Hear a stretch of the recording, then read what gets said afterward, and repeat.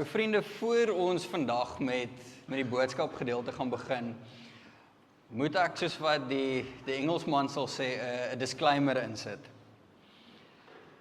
Vanoggend is nie 'n gemaklike boodskap nie.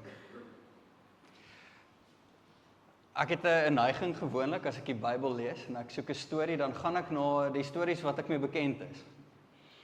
Maar is ook stories gewoonlik wat my laat goed voel. Die lekker stories om te lees.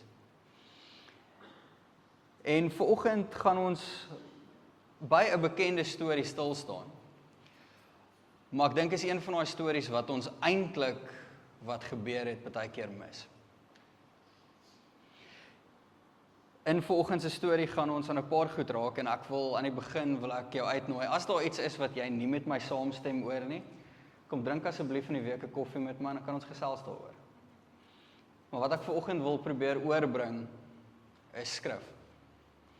Is wat die Bybel sê en is wat die Here sê. So kom ons vat vandag van daai plek af. Sien, want wat gebeur is baie keer die stories wat ek en jy lees. En dit is daar's 'n verskil tussen die stories wat ons laat goed voel en baie keer is daar stories wat ons eintlik ontmasker. Dis 'n storie wat ons baie keer lees en die storie vandag is die storie van die goeie Samaritaan. Dis 'n bekende storie. Almal van ons het dit al honderde kere gehoor, as dit nie duisende kere was nie. En is maklik wanneer ons die storie hoor om te dink, ja, ek moet net 'n goeie Samaritaan wees. Dis waaroor die boodskap gaan. Maar ek glo dat hierdie storie eintlik een is wat bedoel is om binne in my en jou lewe in te spreek. Om ons harte aan te raak en is 'n vraag wat hierdie storie eintlik vir elkeen van ons vra. En daai vraag is daar dalk iets in my en jou hart? Iets wat ons ontken, of iets wat ek en jy dalk nie self wil raak sien nie. Sien, om daarby uit te kom, moet ons begin by die konteks van hierdie storie. Want dit is nie iets wat fisies gebeur het nie, dis 'n storie wat Jesus vertel het toe iemand by hom stil gestaan het. En in Lukas 10 vers 25, dan sien ons hoe hierdie storie begin met 'n gesprek. Jesus is besig om met 'n klomp mense te praat en hy's besig om hulle te leer. En in vers 25, dan sê dit, 'n kenner van die wet van Moses, wat na Jesus gesit en luister het, besluit toe om hom 'n strikvraag te vra. Hy wou Jesus daar voor almal verneder. Wat is hierdie man se motief agter die vraag wat hy vir Jesus vra? Hy wil vir Jesus, hierdie slim man, wil hy verneder en eintlik net wys, kyk hoe goed is ek. Nie om te leer nie, maar om Jesus te probeer toets. En hy vra in die tweede deel van vers 25, sê hy, leermeester, wat moet ek doen sodat ek vir altyd in God se nuwe wêreld kan bly? En Jesus, soos wat hy gewoonlik gedoen het, antwoord hy nie net met 'n eenvoudige antwoord nie. Jesus antwoord weer eens met 'n vraag. Dis amper asof hy die man wil lei om self by die antwoord uit te kom. Vers 26 sê Jesus, ken jy dan nie die wet nie? Het Jesus vinnig teruggevra. Sê my 'n bietjie, wat staan daar in die wet geskryf? En hierdie man wat 'n wetgeleerde is, sal mos natuurlik baie maklik die antwoord hê. En hy sê baie vinnig vir Jesus, jy moet die Here jou God lief hê en jy moet die naaste moet jy ook lief hê. Ek dink hy was dalk 'n bietjie onkant gevang toe Jesus daai vraag gevra het. Want dis logies, is dit nie? En Jesus sê in vers 28, mooi so, het Jesus gesê. Jy het reg geantwoord. Gaan doen dit. Dan sal daar plek vir jou wees in God se nuwe wêreld. So eenvoudig soos dit. Maar dan in vers 29 kom wat ek glo die sleutel van hierdie hele storie is. Dit sê, maar die kenner van die wet was nog lank nie klaar nie. Hy het sy strikvraag vir laaste gebere. Wag eers. Sê my, wie is my medemens wat die wet van praat? Wie is jou naaste? Wie is die persoon vir wie ek moet omgee? Wie is die persoon vir wie ek barmhartigheid moet wys? Sien, hy wou seker maak, hy lyk goed. Hy het probeer lyne trek en 'n boksie bou, waarna hy kan sê, hierdie mense, vir hulle moet ek omgee. Maar as jy nie in hierdie boksie pas nie, sorry pel, jammer om van jou te hoor. Jy gaan nie genade kry nie. Hy wou 'n lyn trek, om te sê, tot hier toe en nie verder nie. Eenvoudige vraag, wie is my naaste? Sien, hy vra nie, hoe kan ek meer lief hê nie? Hy vra, hoe min kan ek doen en nog steeds reg wees? Hoe min moeite kan ek eintlik insit en nog steeds okay wees op die einde van die dag as ek voor die Here moet staan? Sien, hy soek grense.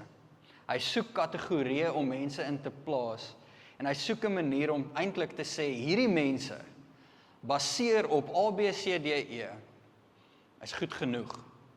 Hulle verdien genade. Maar aan dieselfde kant, hierdie mense baseer op A, B, C, D, E. Hulle het nie 'n plek nie. Hulle hoort nie hier nie. En hulle pas nie in nie. Sien, dis die konteks waarin Jesus die storie van die barmhartige Samaritaan vertel. Sien, Jesus antwoord nie hierdie wetgeleerde man met 'n lys nie. Hy antwoord hom nie met 'n tikboksie van, hier is nou vir jou 'n klomp stappe om te gaan volg nie. Wat hy doen is, hy begin 'n storie vertel, soos wat hy gewoonlik het. Want stories doen iets ongelooflik. Dit kyk verby my en jou verdediging. Dit kyk verby my en jou regverdiging en wat dit doen, is dit tref my en jou hart. Want dit trek ons in. Dit maak ons deel van die prentjie. En Jesus begin en hy vertel hierdie storie van hierdie man wat op pad was van Jerusalem na Jerigo toe. En dis nie net 'n eenvoudige reis waarop hierdie man was nie.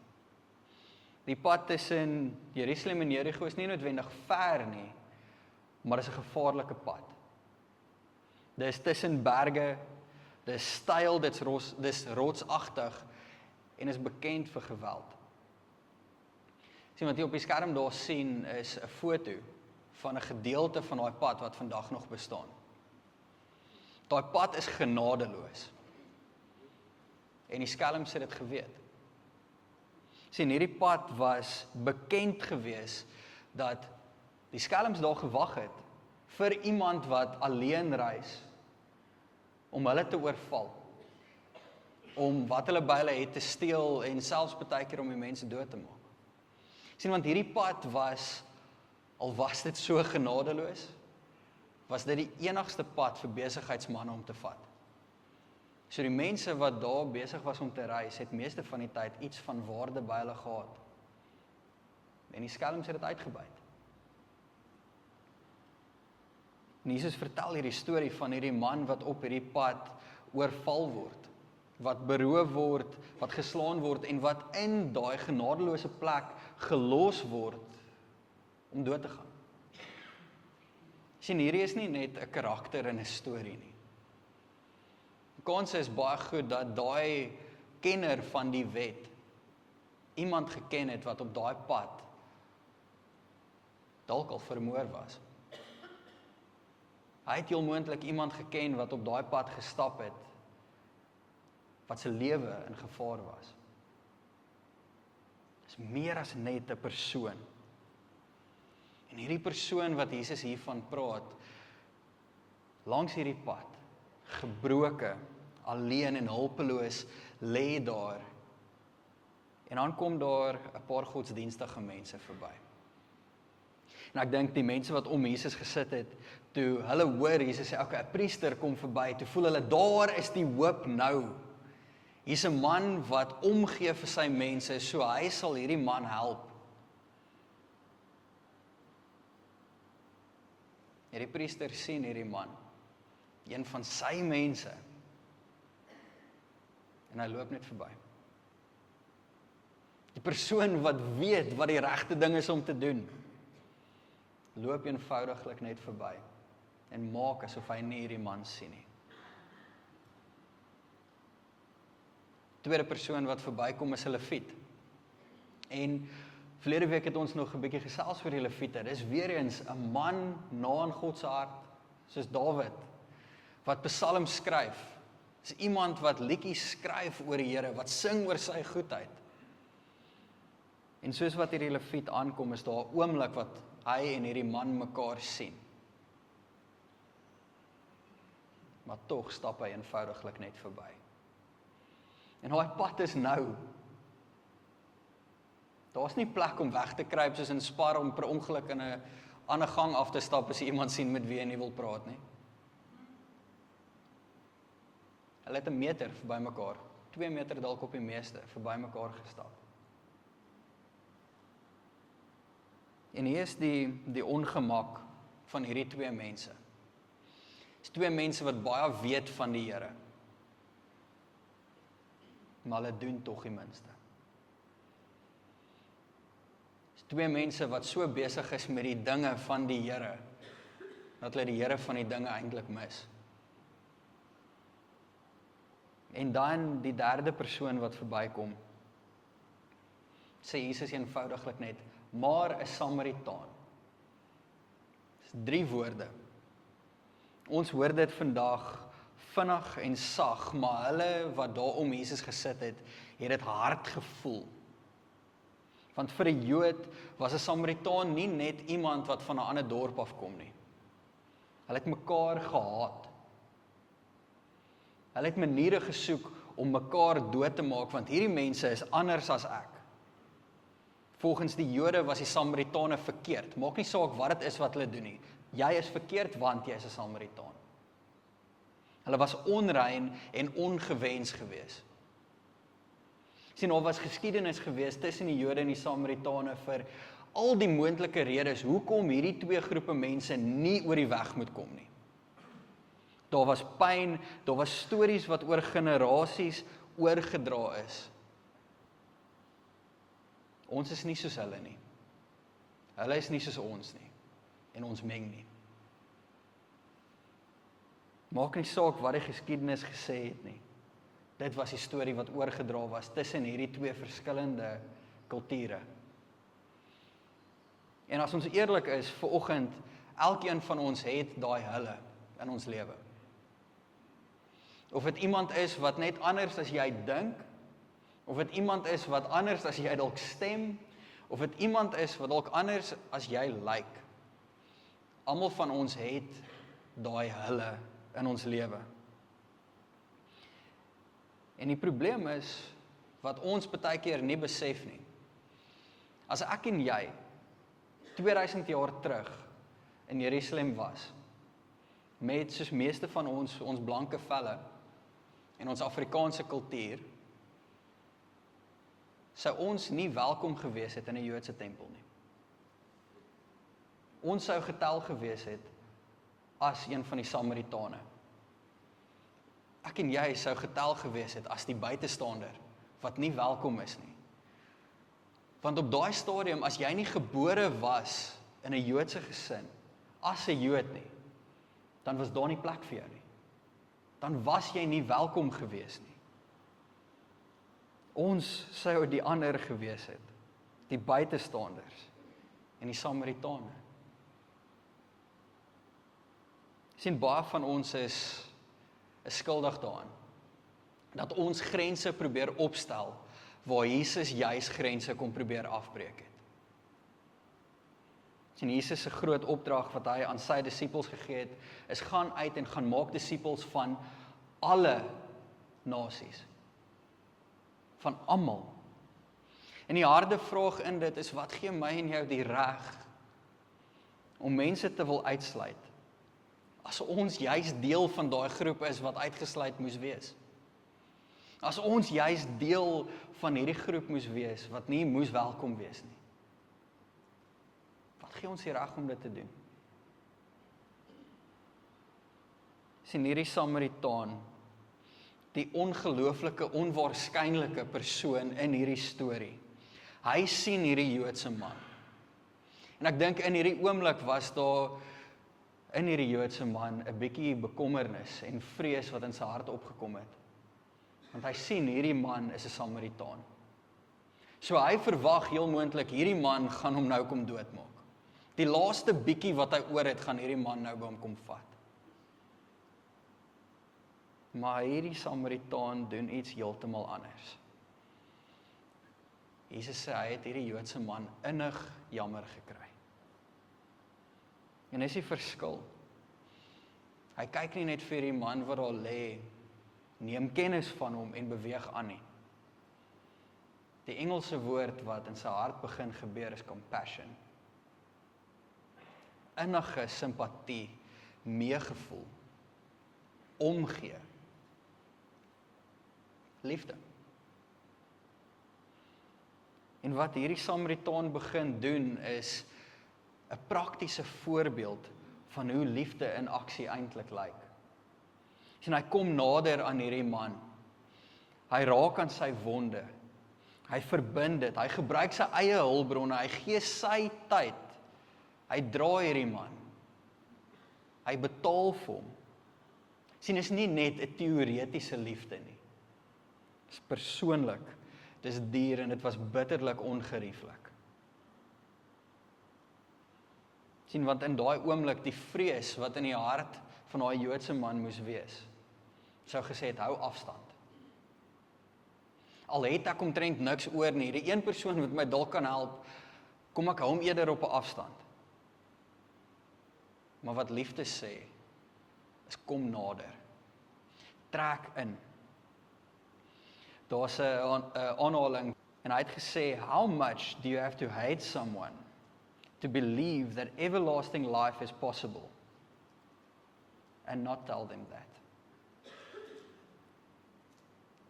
Sien, want die een opsie, as ons nie vir die mense om ons gaan lief wees nie, is haat, is kwaad, is om apaties te wees teenoor baie van die mense om ons wat die Here ons eerlikwaar geroep het om disippels van te gaan maak. Ongeag van die verskonings wat ek en jy partykeer maak.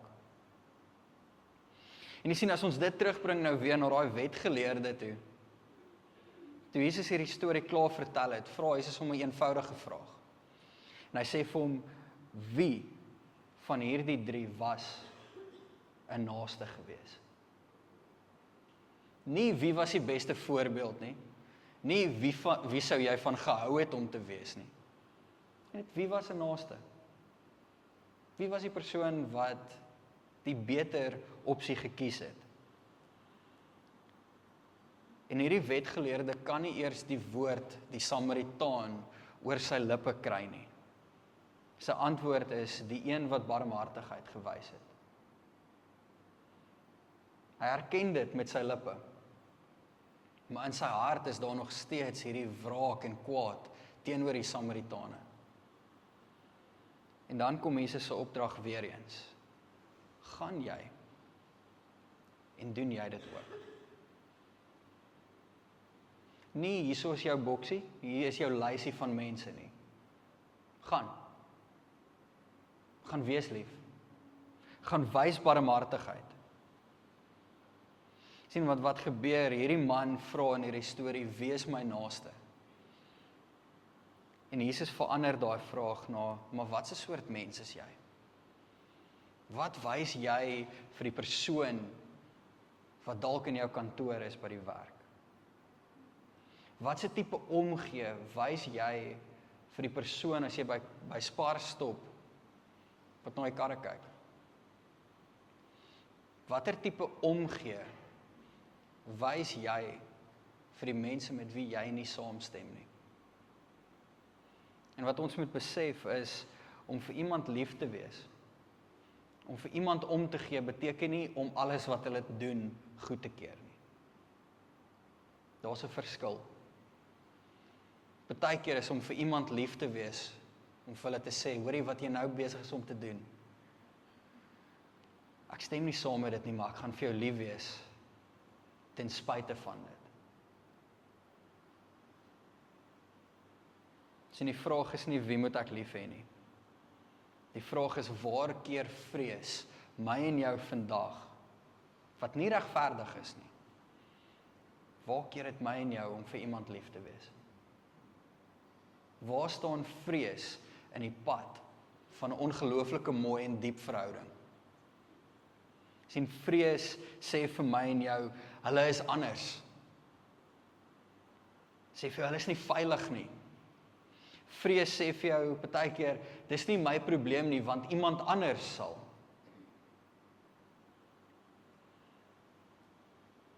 Dalk is dit nodig om liefde toe te laat om jou te lei om die verskil te wees.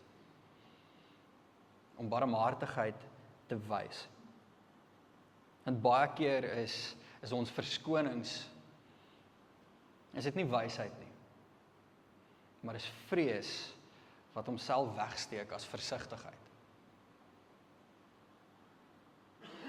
Sien, in hierdie storie is ons nie altyd net die helper nie.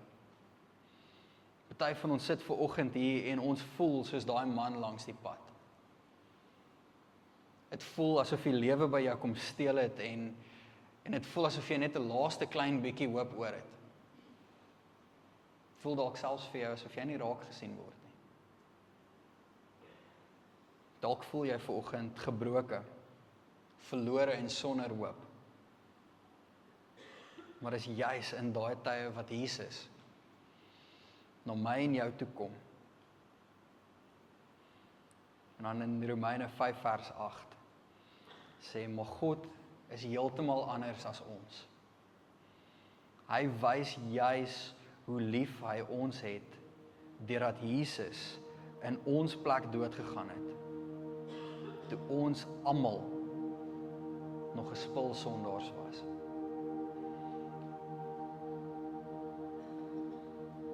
Sien, Jesus het elke moontlike rede gehad om my en jou net kant toe te skuif.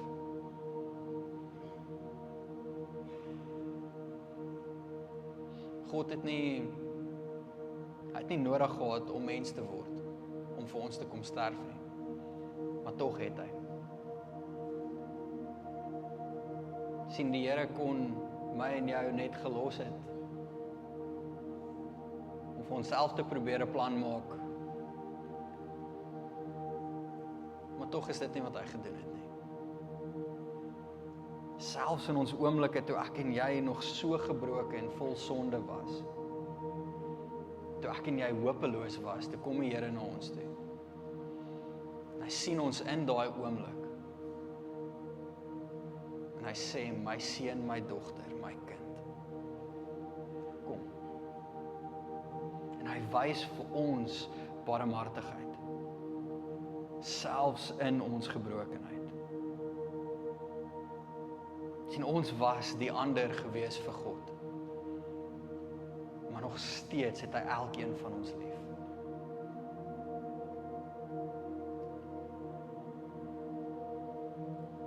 Sien, dalk moet ons hierdie week vra, wie gaan ek en jy doelbewus raak sien? Wie gaan ek en jy doelbewus benader? Wie gaan ek en jy nie meer vir my nie? Vir wie gaan ek en jy die liefde en die genade wat die Here vir ons wys? Vir wie gaan jy daai liefde, daai genade gaan wys in hierdie week? Is nie nodig om iets groots te wees nie, maar is iets prakties wat ek en jy kan gaan doen. Want ek en jy stap elke dag 'n pad. Elke dag is daar mense wat om ons is. Party mense gemaklik, ander moeilik en party ander mense is eenvoudiglik net anders.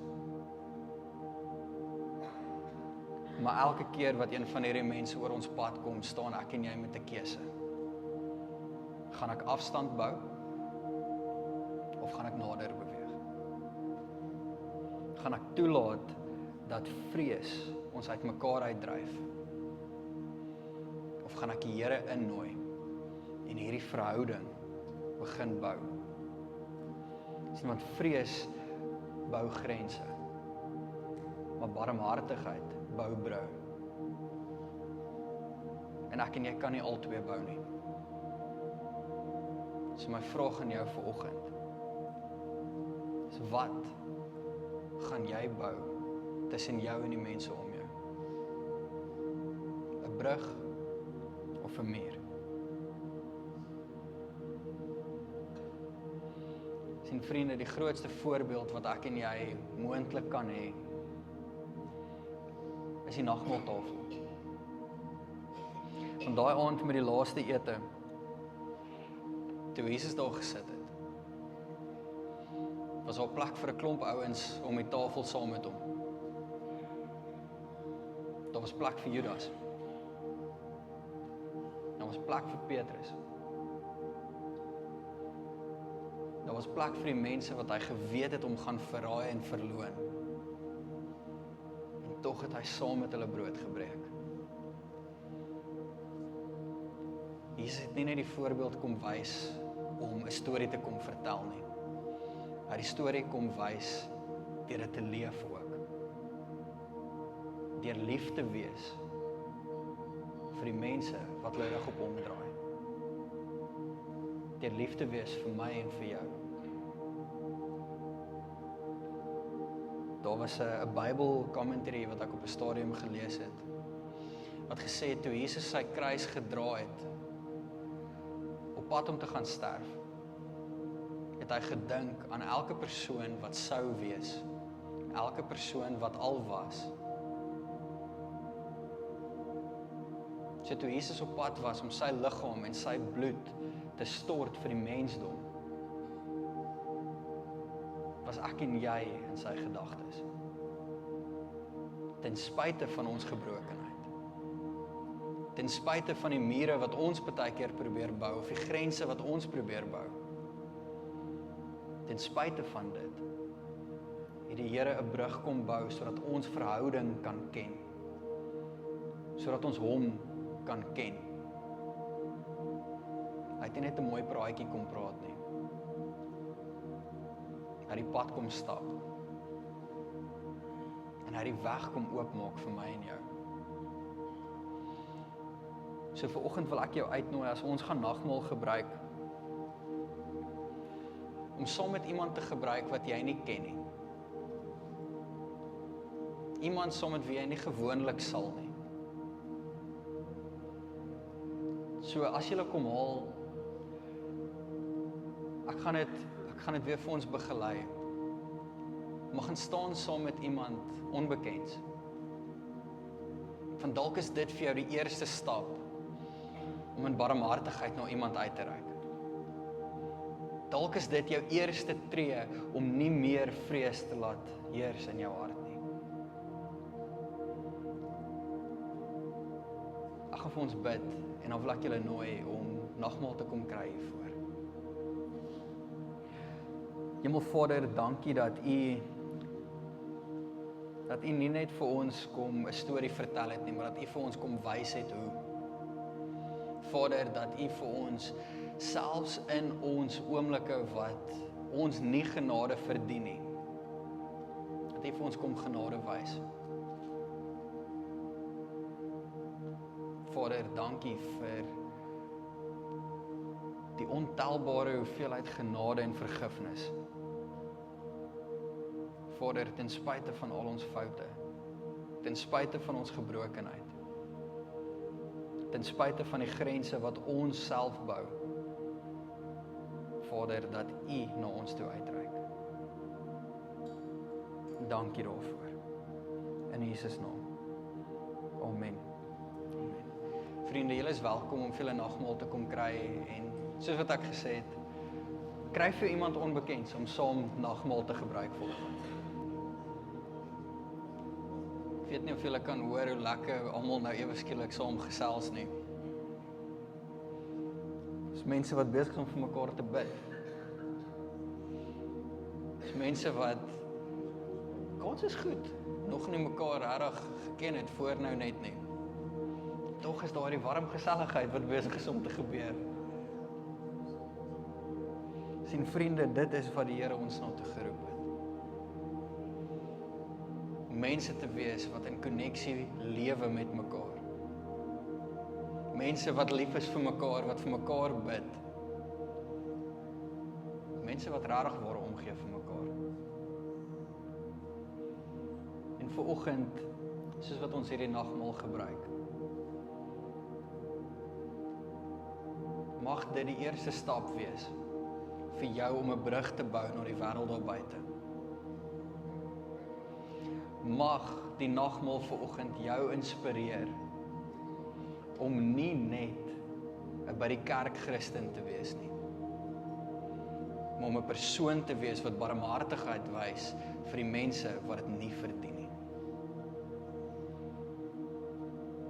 Want die Here het vir my en jou barmhartigheid kom wys, toe ek en jy dit nie verdien het nie. Julle is welkom om nagmaal te gebruik.